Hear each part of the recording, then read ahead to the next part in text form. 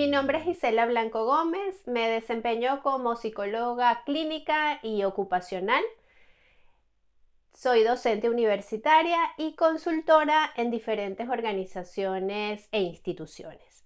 Hoy el tema que vamos a desarrollar es la complejidad de los factores psicosociales laborales. Una primera parte que es la indagación un poco de los conceptos básicos y su clasificación, y una segunda parte que tiene que ver con algunas de las medidas de prevención en las organizaciones. ¿De prevención de qué? De los peligros psicosociales o de los riesgos psicosociales laborales. En primer lugar, cuando hablamos de factores psicosociales laborales, nos planteamos un reto. Y el reto es justamente visibilizar lo invisible. ¿A qué nos referimos con esto? A que vamos a ver que los factores psicosociales laborales son elementos que están en las organizaciones, que están en los ambientes laborales, que no se pueden ver, pero que todos los trabajadores sienten, que todos los trabajadores perciben y además que todos los trabajadores valoran. Entonces el reto es primero identificarlos y posteriormente gestionarlos en función de que de eso que no se ve, pero que cada uno de los trabajadores o de las personas que se desempeñan dentro de las organizaciones construye, siente y vive de alguna manera. ¿De dónde viene, digamos que, sobre todo este auge en los últimos años de los factores psicosociales laborales? Aunque el concepto vamos a ver que es mucho más antiguo, en el 2010 la Organización Mundial de la Salud genera un documento en el cual señala que es importante, o sea, que las organizaciones deberían tener una meta fundamental que es generar entornos de trabajo saludables. Dentro de las vías, las condiciones, las características o los componentes de una organización saludable están principalmente cuatro, que son, en primer lugar, el ambiente físico de trabajo, es decir, las condiciones externas de trabajo. Estamos hablando de condiciones como ventilación, como ruido, como diseño ergonómico de los puestos de trabajo, es decir, todo lo que está externo al trabajador y está en los puestos de trabajo principalmente o en el ambiente en general laboral. Por el otro lado están los recursos personales en el trabajo, es decir, todos aquellos elementos de los que hace uso el trabajador, no solo conocimientos y competencias, sino además recursos personales para mantener un estado de bienestar, un estado de salud. Otro de los aspectos o de los componentes es la participación que tienen las organizaciones en las comunidades cercanas. Todas las instituciones o las empresas están alrededor de una comunidad, y más allá de la responsabilidad social empresarial, se trata un poco de la relación que existe entre esas empresas y la comunidad en la cual está establecida, porque vamos a encontrar que muchos o parte de los trabajadores o parte de la plantilla de esa empresa pueden ser trabajadores de esas mismas comunidades que están cercanas. Y el otro componente es lo que la Organización Mundial de la Salud denominó entorno psicosocial del trabajo, que es justamente el componente o el proceso o los procesos que vamos a desarrollar. Todos estos componentes que de alguna manera guían o garantizan, entre comillas, organizaciones saludables, tienen la base en la participación de los trabajadores. No puede haber salud sin participación individual y sin participación colectiva.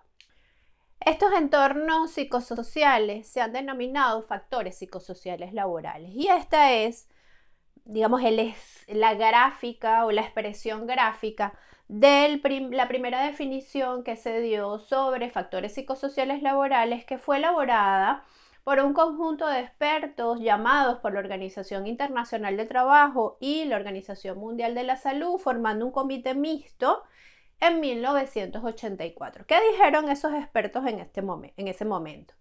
Que los factores psicosociales laborales eran producto de la interacción entre, por un lado, los trabajadores con las condiciones de trabajo, y también los trabajadores valorando el ambiente o el medio ambiente donde trabajan. Aunque no nos demos cuenta, como trabajadores permanentemente estamos realizando valoraciones acerca de las condiciones en las cuales trabajamos. Y además estas valoraciones están permeadas o están, digamos, moderadas por las características individuales de cada uno de nosotros. Por un lado, por las competencias que tenemos para realizar nuestro trabajo, pero también por elementos más individuales que tienen que ver con características de personalidad, tienen que ver con una estructura que da pie o es uno de los elementos para valorar o son componentes de valoración en términos de qué nos gusta o qué no nos gusta del ambiente laboral, ¿sí? Estas interacciones además y esta valoración permanente tienen un impacto o unas consecuencias. Por un lado en la salud, y cuando hablamos de consecuencias estamos hablando tanto de los elementos positivos como negativos, tiene impacto en el rendimiento, en la productividad, en el trabajo y por el otro lado también tiene un impacto en la satisfacción en el trabajo. Si nosotros tuviéramos que hacer una especie de radiografía de cómo está el conocimiento o cómo se ha ido desarrollando el conocimiento a lo largo del tiempo, entonces podemos hablar del estado del arte de los factores psicosociales laborales, que comenzó en los años 70 con Leonard Levy hablando primero del estrés laboral, es decir, primero se habló de los efectos y luego se indagó sobre las causas de esos efectos, ¿sí? Calimo y colaboradores generan un material en 1988 sobre ya factores psicosociales laborales y en 1984 previamente ya se había dado la primera definición que fue la que vimos anteriormente. ¿Qué pasa?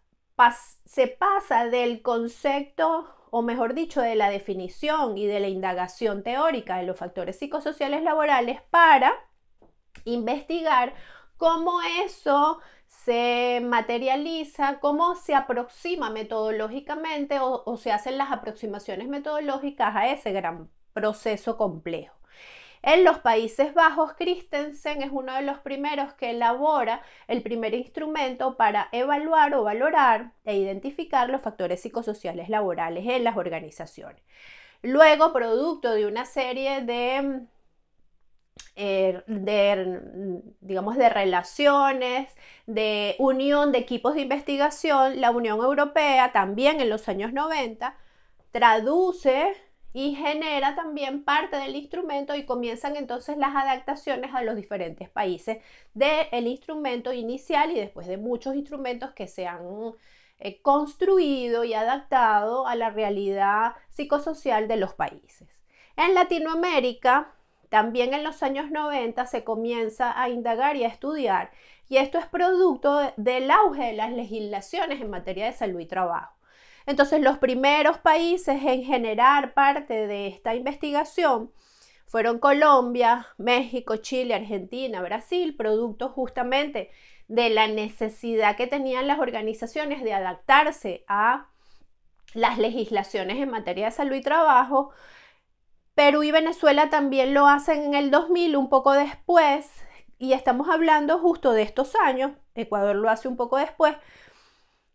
Nos estamos guiando en dar estas fechas porque tiene que ver con las primeras publicaciones que se hicieron en relación a factores psicosociales laborales en términos de la identificación y en términos de la construcción y la adaptación de instrumentos para la valoración en los ambientes de trabajo. ¿Cómo nosotros nos aproximamos y cómo clasificamos específicamente los factores psicosociales laborales para poder entender de qué estamos hablando? Se dividen, o esta es una forma de verlos, digamos que académicamente, metodológicamente, para poder entenderlos, en intralaborales, es decir, los que se producen dentro de la organización, los extralaborales y los individuales. Cuando les mostraba la lámina gráfica de la primera definición que se realizó de los factores psicosociales en 1984, en esa definición, es una de las pocas, hay otras donde se incluyen, pero en esa explícitamente se incluyen los elementos extralaborales también como componentes psicosociales. Si bien es cierto que las empresas o las organizaciones no son responsables directamente de lo que le pasa al trabajador fuera del trabajo, es decir, dónde vive el trabajador, los servicios a los cuales tiene acceso el trabajador, las relaciones familiares, es decir, un conjunto de elementos extralaborales, esas variables o esas condiciones influyen en el trabajador. Por ejemplo, una de las variables o de las condiciones extralaborales es la relación trabajo-familia. Es por eso que muchas legislaciones y muchas empresas, parte de lo que significa el generar entornos de trabajo saludables, implica también generar espacios y condiciones para ese balance entre el trabajo, el tiempo del trabajo y el tiempo dedicado a la familia, por ejemplo, ¿no? Entonces vamos a ir viendo cada uno de esos componentes. En relación a los factores psicosociales intralaborales, los vamos a dividir en dos grandes grupos. Un primer grupo que tiene que ver con la organización y el contenido del trabajo. ¿Cuáles son algunos de esos factores? Hay muchos, pero bueno, digamos que esta es una muestra. La carga de trabajo. La carga de trabajo es las actividades o el conjunto de tareas que tiene que realizar un trabajador en su puesto de trabajo. Y esta carga, fíjense que está en términos neutros, no estamos hablando de si es mucha, moderada o baja carga, solamente es la carga. Y esto es muy importante porque vamos a ver después la diferencia entre los conceptos de factores, peligros y riesgos. La carga puede ser cuantitativa, cantidad de trabajo, puede ser cualitativa, es decir, la forma en que se realiza el trabajo, la profundidad, el grado de detalles, etc. Cognitiva, que son los procesos mentales que se utilizan, atención, concentración, memoria, resolución de problemas, depende de las tareas, ¿cierto? Y la carga emocional, que está más relacionada con aquellos puestos de trabajo en el cual el trabajador tiene que interactuar con otras personas, llámense clientes, llámense pacientes, llámense estudiantes, por ejemplo, donde la relación emocional, es decir, las emociones del cliente o del estudiante y las emociones o el mundo emocional del trabajador entran en contacto y hay una serie o puede haber una serie de reglas organizacionales en relación al trato emocional, a cómo manejar las emociones en términos de la relación con los otros, ¿sí? Otro de los factores tiene que ver con el tiempo para realizar las tareas, es decir, cuánto tiempo dispone el trabajador durante la jornada de trabajo para realizar las tareas. En relación a otros de los factores relacionados con la organización y el contenido del trabajo está la autonomía y la capacidad de decisión. En el puesto de trabajo, ese trabajador, ¿qué tanta libertad tiene para tomar decisiones en cuanto a las tareas que realiza? O si las tareas ya vienen dadas y no hay posibilidad de decidir. Por ejemplo, la participación en las decisiones que se toman, no solo sobre las tareas, sino sobre los productos y los servicios donde se ve involucrado la actividad laboral del trabajador. La definición o claridad del rol, está clara el conjunto de responsabilidades y de funciones que tiene un trabajador en el puesto de trabajo. La capacitación que ha recibido para el puesto, más allá del perfil, tiene que ver también con que si la organización se ocupa o tiene un plan de formación y de capacitación para los trabajadores, los horarios de trabajo, es decir, se trabaja por turnos, cuánto dura la jornada laboral, todo eso tiene elementos fundamentales a la hora de impactar y a la hora de ser valorado por los trabajadores. Las condiciones de trabajo en general, es decir, y aquí estamos hablando de las condiciones externas, es decir, dónde trabaja, las características específicas del puesto de trabajo, si es un puesto de trabajo que está dentro de una oficina, si es un puesto de trabajo que está dentro de una cadena de producción, si el puesto de trabajo está al aire libre, en fin, todas esas condiciones también son tomadas en cuenta a la hora de la organización y el contenido del trabajo y están dentro de la valoración que el trabajador va a estar haciendo. Luego están los relacionados con las interacciones sociales, es decir, todos aquellos factores que median entre esa relación social que se establece en los ambientes de trabajo. Están dentro de esos factores el estilo de liderazgo, es decir, las características que tienen cada uno de los líderes, sean líderes medios, sean líderes generales, en fin, qué características tiene el ejercicio de ese liderazgo, si la organización además tiene digamos, elementos, formaciones, planes de acompañamiento para un liderazgo o no, ¿sí? Eso es un elemento fundamental. Las relaciones personales, que es lo que se llama el clima organizacional, fíjense que acá el clima organizacional es solo un factor psicosocial, no es lo mismo Es un elemento, es un factor, y el clima tiene que ver con cómo se llevan las personas y cuál es el tipo de relación interpersonal que se establece dentro de los equipos de trabajo, dentro de los compañeros de trabajo. Otro de los factores en la justicia organizacional es la percepción de cómo se toman las decisiones y qué tanto esas decisiones son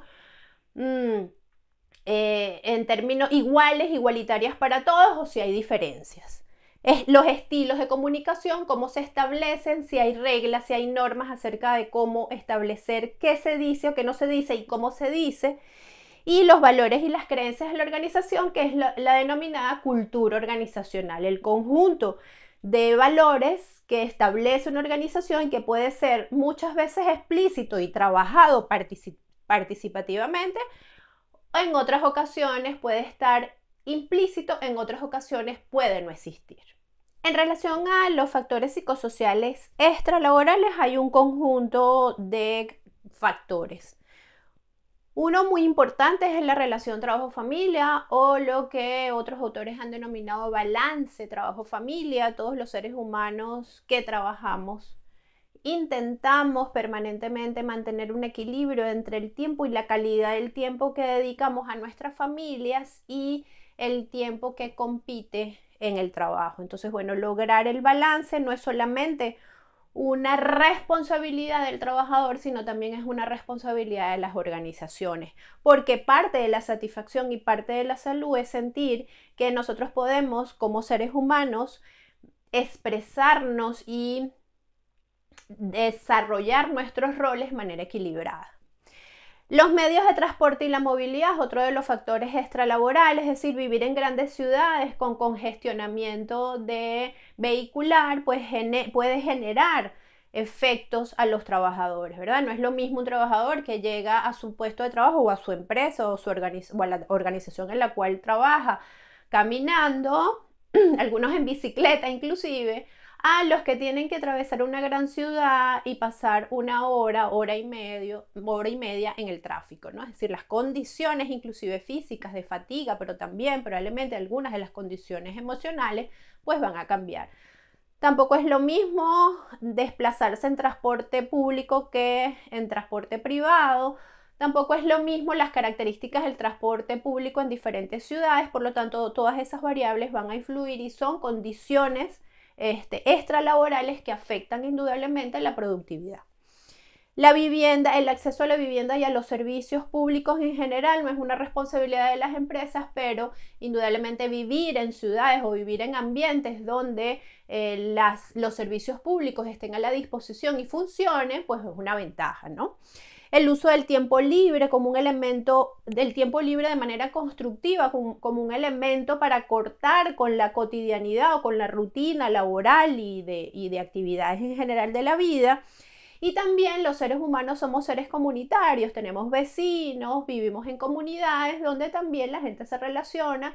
A veces esas comunidades están organizadas, por lo tanto hay juntas de vecinos, en cada país se denomina diferente, por lo tanto también hay una función o un rol comunitario que es extralaboral y que también es parte de los diferentes roles del ser humano. Y están algunos de los factores denominados psicosociales individuales que están, digamos, relacionados con, por ejemplo, ¿qué estrategias utiliza el ser humano trabajador cuando está en tensión o para resolver conflictos interpersonales, ¿sí? Es decir, cómo ha sido ese aprendizaje de las estrategias, cómo esas estrategias además pueden cambiar a lo largo del tiempo, si ha recibido formación, capacitación, desarrollo, etc.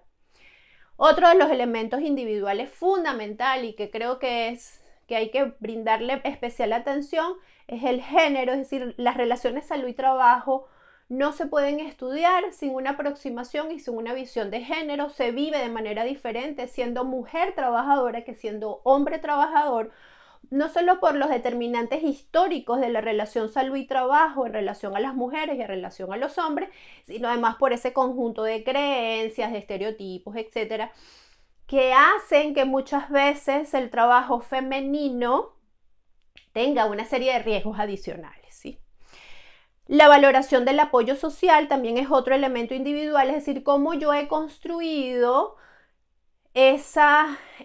digamos, esa relación que establezco con los otros y cómo en momentos de dificultad o en momentos de necesidad yo percibo y siento que tengo apoyo de los otros en términos laborales, ¿no? Y recursos más de tipo personal o de estructura más personal que tiene que ver con el pensamiento optimista, la autoestima, la autoeficacia y elementos mucho más trascendentes como la espiritualidad, es decir, un poco la idea de trascender que el ser humano desarrolla a lo largo de su vida. Entonces hemos visto que hay tres componentes o tres tipos de factores psicosociales que son los intralaborales, que son los extralaborales y que son los individuales.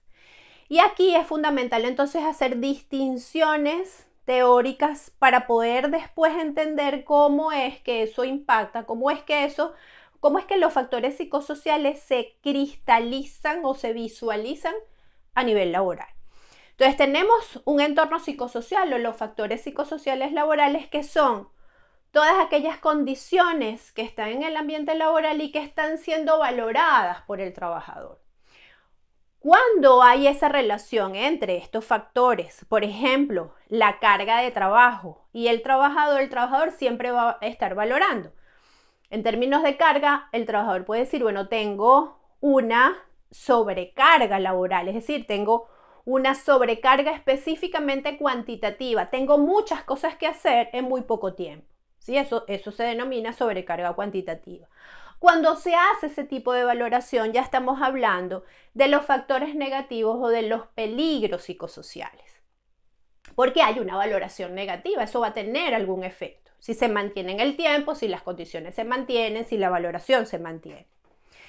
Pero por el otro lado también podemos tener otro tipo de valoración, como por ejemplo que el trabajador valore el estilo de liderazgo participativo de su líder. Entonces lo ubicaríamos en factores positivos o factores protectores psicosociales.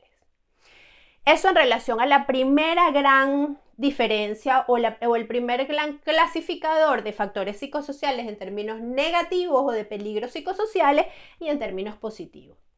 Pero luego esos peligros se van a convertir en riesgos psicosociales cuando yo los mido. Es decir, cuando yo evalúo, ya sea a través de un instrumento específico de factores psicosociales o de una combinación, es decir, no solo de instrumentos, sino también de entrevistas, es decir, que combinen métodos cuantitativos y métodos cualitativos que me digan no solo cuál es el riesgo, o sea, cuál es el peligro, sino cuál es la intensidad o el efecto de ese peligro que se va a convertir en riesgo para la salud. Luego, nosotros podemos encontrar que si los riesgos se mantienen en el tiempo y no se gestionan, es decir, no se minimizan en la organización del trabajo y no se gestionan y no se controlan, si permanecen en el tiempo van a producir efectos. Que son enfermedades inicialmente no, pero que son efectos a la salud, como el estrés, como la fatiga, como el síndrome de estar quemado por el trabajo y como todos los procesos de violencia en el trabajo. Es decir, las causas de esos efectos están en primer lugar en los peligros y luego en los riesgos psicosociales. Y luego tenemos entonces el otro polo de los factores positivos que van a generar una serie de efectos positivos. Van a generar que la gente se sienta satisfecha con su trabajo, que se sienta apasionada por lo que hace, que sienta que fluye, que sienta un estado de bienestar en general. Ahora, ¿esto es absoluto? No. A veces pensamos, cuando estamos hablando de esto, que vamos a encontrar una organización modelo donde todo el mundo está completamente en bienestar. Y resulta que nosotros sabemos que los seres humanos y que las condiciones son cambiantes, ¿sí? Son complejas, por lo tanto lo que nosotros queremos es minimizar estos factores y aumentar o potenciar estos factores positivos, ¿sí? Ese es como el objetivo primordial. Algunos de estos peligros y riesgos están aquí, los que no solo la investigación y la literatura describen, sino que en términos de la experiencia los trabajadores también describen la sobrecarga de trabajo. Y la sobrecarga de trabajo no solo por la cantidad o la dificultad de la tarea que hay que realizar, sino porque a veces se tienen que hacer tareas simultáneas, o sea, en el mismo en el mismo espacio de tiempo tengo que hacer varias cosas a la vez. Eso también es una nueva sobrecarga. Pero también lo contrario, no tener mucho que hacer o tener o poca cantidad de actividades laborales que hacer también genera un efecto negativo. Es decir, probablemente todos en algún momento soñamos, bueno, qué bueno sería llegar al puesto de trabajo y no tener mucho que hacer, pero si eso se repite como digamos, como una pauta establecida, por supuesto que hace que el individuo, el trabajador, se sienta infravalorado, sienta que sus competencias pues no tienen dónde expresarse y dónde desarrollarse, por ejemplo. Otro factor de riesgo que estamos viendo en los últimos tiempos es la incertidumbre en el trabajo, y la incertidumbre está relacionada especialmente, no únicamente, pero sí especialmente con los tipos de contratación. Es decir, contratos temporales en términos de empresas, ¿no? Por supuesto, de relaciones de trabajo formales, contratos muy temporales y no a largo plazo, hacen que el individuo no pueda, por ejemplo, hacer una planificación de su vida, ¿eh? Porque si tiene un contrato de 3 meses, pues bueno, los 3 meses no sabe qué va a pasar, ¿no? Aunque probablemente esto vaya cambiando con el tiempo, porque el principio de incertidumbre es una de las características de nuestros entornos de vida últimamente, pues sí es un elemento que afecta al trabajador. El salario, fundamental, un factor del que muchas veces no se habla, pero que en los trabajadores, bueno, es un estilo de recompensa, es una forma de recompensar, pero además es un derecho, ¿no? Entonces muchas veces el salario pues es variable, o el trabajador no sabe si puede contar con el monto completo a pesar de la legislación, porque sí es verdad que las legislaciones en los diferentes países protegen el salario del trabajador, pero a veces la realidad es otra, ¿no? Los liderazgos inadecuados también es un elemento interpersonal fundamental. Sobre el liderazgo, bueno, quizás no. El liderazgo es un gran tema, ¿no? Y podríamos comenzar a preguntarnos si el líder nace o se hace. Y la mayoría de las veces va orientado hacia que hay un componente importante de aprendizaje, es decir, todos nosotros podemos aprender competencias para desarrollarnos como líderes positivos, líderes participativos, líderes que apoyan su equipo de trabajo. Es un gran desafío ser un líder positivo. Otro de los factores que también se ha investigado y se ha reportado como ciertamente frecuente es aislamiento grupal. Es decir, hay puestos de trabajo donde la interacción con otros compañeros o la interacción, por ejemplo, con la familia se ve restringida.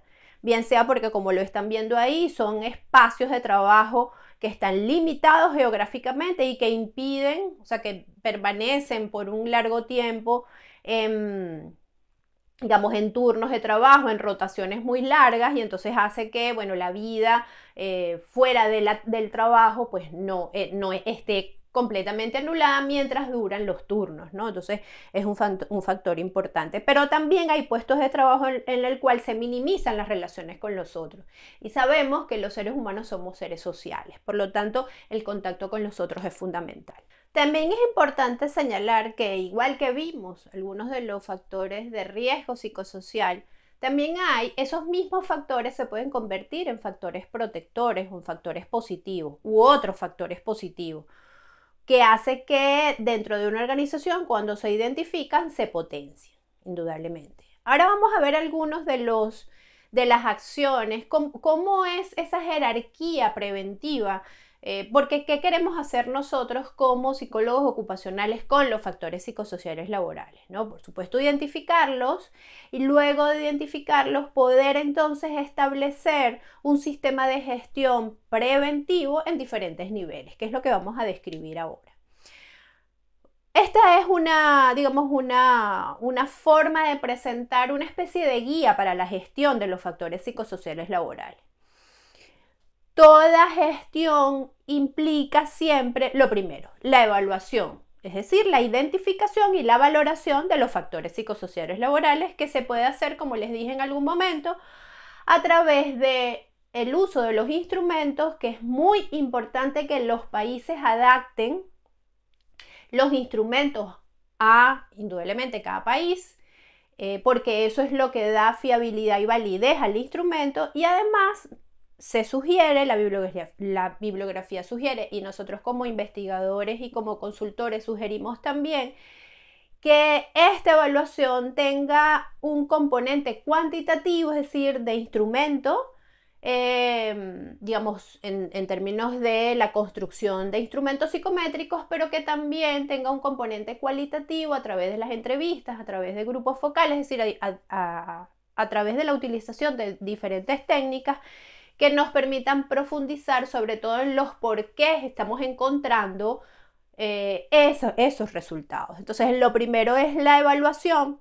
Luego hay otro elemento fundamental que es, una vez que nos aproximamos y hacemos la valoración, es necesario discutir los resultados, presentar los resultados con los trabajadores, porque si estamos hablando de que la participación no solo es un factor, sino que además es un componente fundamental para los entornos de trabajo saludables, pues esto tiene que hacerse con la participación de los trabajadores, bien sea a través de la representación que tienen en las diferentes legislaciones de los delegados de prevención o como se llama en los diferentes países, esa figura que representa a los trabajadores en términos de la salud y el trabajo, o bien también no solo a través de esas representaciones, sino a través de la discusión de los grupos homogéneos. Y hablamos de grupos homogéneos al conjunto de trabajadores que comparten puestos de trabajo parecidos, condiciones de trabajo parecidos, tareas que pueden ser similares o parecidas y que los hacen justamente homogéneos por eso, ¿no? Entonces, lo primero es la discusión. Luego, entonces vienen, digamos que toda la construcción del plan de gestión que implicaría diseñar acciones por un lado de promoción. Cuando hablamos de promoción de factores psicosociales laborales, estamos hablando de incentivar y potenciar los factores positivos psicosociales. Y cuando hablamos de acciones en diferentes, digamos, ámbitos de la organización, bien sea acciones sobre la organización, bien sea sobre acciones que tienen que ver o que se tienen que hacer con los trabajadores, o acciones ya de remediación o de rehabilitación a los trabajadores de manera individual, estamos hablando de niveles de prevención, ¿sí? Todo plan de gestión necesita además responsables claros de quiénes van a guiar las acciones, quiénes van a diseñar, construir y acompañar las acciones, y además cuál va a ser la inversión necesaria para todo este proceso de gestión. Eso es fundamental. Lo otro fundamental que debo decirles es que este plan de gestión es parte de la gestión en general de, digamos, del ámbito más general de un programa de prevención en salud y trabajo y un programa de prevención de riesgos en el trabajo en general. Los factores psicosociales laborales son uno de los componentes de ese programa, ¿no? Entonces, como les decía antes, en la prevención primaria son todas aquellas medidas o acciones que se van a hacer sobre la organización. Y esa prevención primaria normalmente apunta a condiciones que se tienen que cambiar en la organización del trabajo o en la misma estructura organizacional. Por ejemplo, la cultura organizacional. La cultura organizacional, que es el conjunto de valores que tiene una organización, pues hay que revisarla. Hay que revisar inclusive si en esa cultura organizacional está explícitamente el valor de la salud y la seguridad, o de la seguridad y la salud como valor fundamental. Y hay que también, digamos que revisar si esa construcción fue hecha a través de grupos participativos o si fue hecha sencillamente por la gerencia de recursos humanos o por el especialista en desarrollo organizacional. Son diferentes vías de hacerlo, diferentes formas de impactar. Menos participación cuando lo hace un experto, mayor participación cuando los trabajadores o grupos de trabajadores están involucrados en la construcción de esos valores. Esto como un ejemplo, ¿no? En la prevención secundaria, entonces hablamos de medidas o de acciones que se toman para prevenir consecuencias a la salud. Y estas medidas normalmente se realizan sobre los trabajadores o con, más que sobre, acompañando a los trabajadores en diferentes acciones, ¿sí? Medidas como, por ejemplo, Por un lado, pueden ser acciones relacionadas con mejorar los estilos de comunicación. Entonces, ya no sería solamente una capacitación, es un plan de acompañamiento y de formación en estilos de comunicación asertiva y adecuada. Con esto no quiero decir que las capacitaciones no tengan un efecto y no sean importantes. Es necesario capacitar, pero una capacitación aislada, una capacitación sin seguimiento y sin acompañamiento se pierde en el tiempo. Es decir, recibimos información, pero es una información que no llevamos a la práctica, que no sabemos qué hacer con ella. ¿Cuántas veces nosotros hemos recibido información? Por ejemplo, esto no tiene que ver directamente con factores psicosociales, pero les pongo un ejemplo. Comer saludablemente. Probablemente muchos de nosotros hemos recibido información de cómo combinar los alimentos para comer saludablemente o de manera saludable. Ahora, ¿cuántos de nosotros lo hacemos y lo ponemos en práctica? He ahí la diferencia entre recibir información en capacitaciones aisladas a la diferencia entre hacer un programa de capacitación de seguimiento y de acompañamiento. Porque si yo, por ejemplo, estoy hablando de hábitos alimentarios saludables, pues entonces yo no solo voy a dar información, sino que voy a hacer un plan de acompañamiento y de gestión para que efectivamente se incorporen dentro de los hábitos alimentarios saludables. ¿Bien? Y luego está la prevención terciaria, que es ya una serie de acciones que se dan sobre trabajadores que ya están afectados. Y aquí puede ser que sea necesario el componente clínico de la psicología o de la psiquiatría, depende del grado de afectación, es decir, porque hay trabajadores que van a tener efectos importantes en la salud que no solo se van a poder minimizar con acciones colectivas, sino que van a necesitar atención individualizada.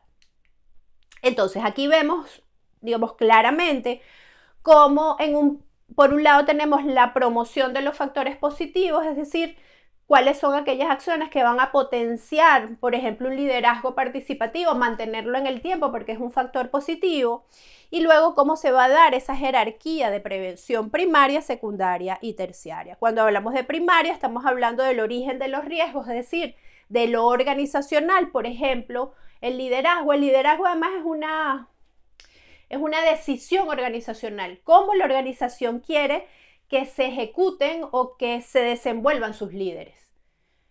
A veces no es una decisión clara que se tenga, por lo tanto va a tener impacto en el estilo de liderazgo. Luego la secundaria es, por ejemplo, actuar sobre o realizar acciones sobre la sobrecarga o sobre la infracarga, es decir, tiene que ver con cómo están distribuidas las tareas, el nivel de responsabilidades, la cantidad de tareas en el tiempo, etc. Y eso es trabajar sobre grupos inclusive de trabajadores que dan sugerencias y que participan en la reorganización de las tareas. No es una cosa que venga solamente de directrices superiores en términos de jerarquía, sino que la participación lo hace posible y además lo hace motivante. Y como vimos, la terciaria ya es intervenir para evitar que esos efectos iniciales como el estrés, como el síndrome de estar quemado por el trabajo, que ya, como saben algunos, va a ser incluida dentro de los efectos o las enfermedades producto de la exposición a factores psicosociales, es decir, el síndrome de estar quemado por el trabajo es más que un efecto porque tiene consecuencias importantes relacionadas con la organización del trabajo, no con el trabajador. Eso es muy importante. En relación a esto, les traje una serie de ejemplos de lo que se ha denominado las buenas prácticas en términos de factores psicosociales, ¿sí? ¿En qué consisten en general las buenas prácticas preventivas? Es decir, en actuar a niveles jerárquicos para poder tener impactos positivos, ¿no? O para minimizar el impacto de lo negativo.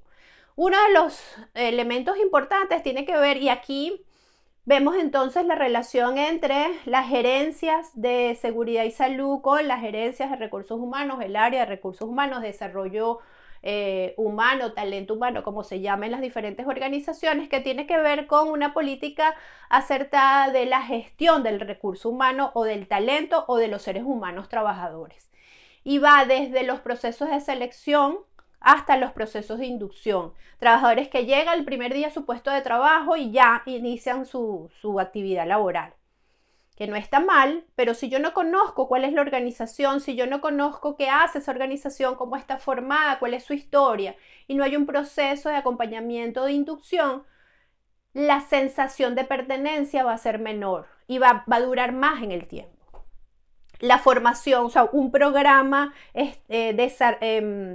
desarrollado jerárquicamente, pensado, participativamente, de formación en general de los líderes, por eso es una decisión organizacional, no se puede intervenir o no se puede gestionar los factores psicosociales laborales si previamente no se han gestionado los demás factores en términos de trabajo. Es decir, si no se han hecho las acciones preventivas para disminuir factores de riesgo como ruido, como ventilación, como condiciones ergonómicas, no podemos trabajar con factores psicosociales si lo básico no está hecho, ¿sí? Entonces, ahí sí hay una estructura jerárquica importante.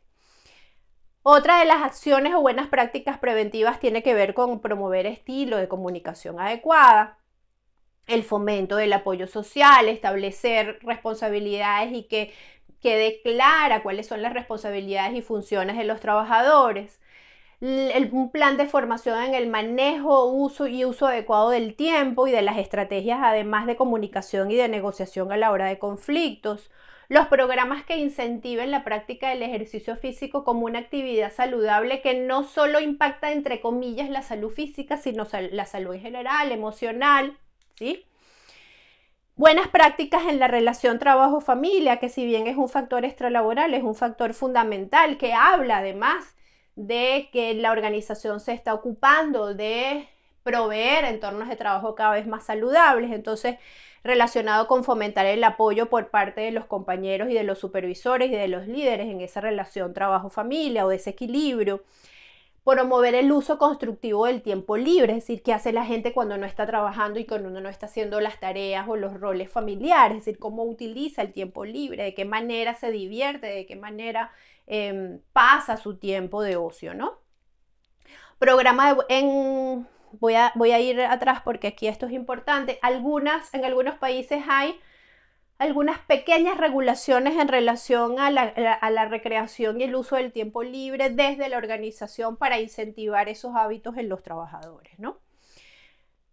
Este es, por ejemplo, un programa de buenas prácticas sobre relaciones interpersonales funcionales, es decir, este sería un ejemplo de cómo un programa preventivo va a impactar o va a minimizar la presencia de posibles situaciones de violencia interpersonal o de acoso en el peor de los casos, ¿no? Entonces, bueno, se trabaja sobre una declaración de intenciones sobre la cultura de paz en la organización, o sea, la paz es un valor explícito organizacionalmente hablando.